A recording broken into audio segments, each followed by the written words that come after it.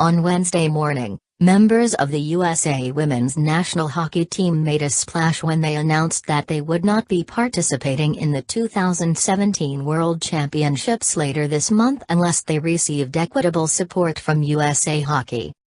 Considering the 2017 World's Tournament is being hosted by the United States, in Michigan, and the American team has made the gold medal game every year since the competition's inaugural event in 1990, that's a pretty big deal for women's hockey.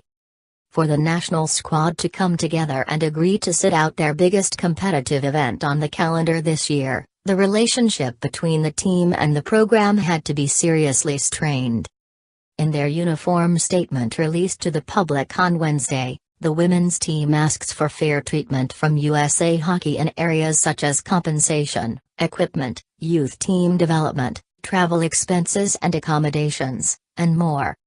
After that announcement, Fox Sports spoke to Hilary Knight, two-time Olympic silver medalist and one of the more notable and outspoken American stars on the current roster, to get her extended thoughts on the situation and where they'll go from here.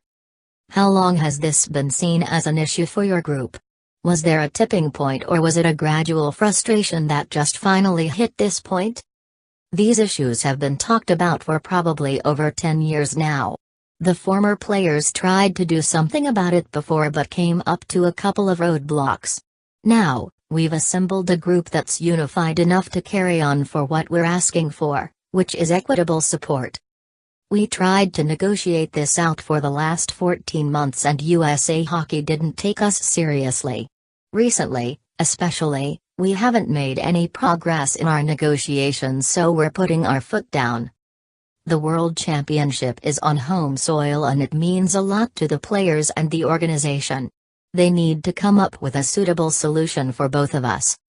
Considering this year's event is being held in the US, your reigning champs and the women's team has never not been in the final, was that looked at as a little bit of extra leverage?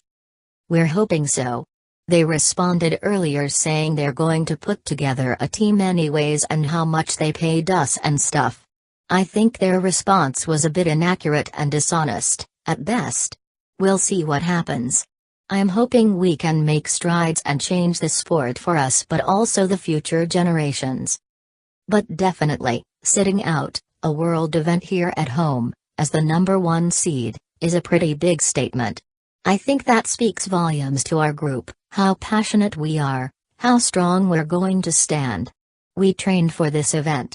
For us to say this is a great opportunity, we're competing on a world stage, we prepared for this, but we might not be playing in this because of the way we've been treated, it just speaks volumes to what we're trying to accomplish. When did the boycott become a legitimate possibility and how hard of a decision was that to make? Last week, to be honest. We were hoping it wouldn't come down to that. USA Hockey did not want to make any advances on progressing our negotiations and taking us seriously, so unfortunately it came down to this. We announced this publicly, Wednesday, but we were talking it over for a long time internally. We asked what if it did come down to this, are we willing to hold out from World Championships? Are we willing to hold out from other world tournaments? The answer was yes, and unanimously. Jane Kaminan, USA Today Sports, Jane Kaminan, USA Today Sports. As one of the more high-profile female athletes in the program, how much has the wage issue been a burden for you personally? And where do you think it would need to get to for a solution? I wouldn't necessarily call it a wage issue, I think it's a support issue. What we're asking for is equitable support, and it's been a huge burden. When I graduated from the University of Wisconsin, I was highly encouraged to move to Boston to train as a hopeful for the 2014 Sochi Olympic Games. I remember packing up my car, traveling out here to live with other teammates and share an apartment.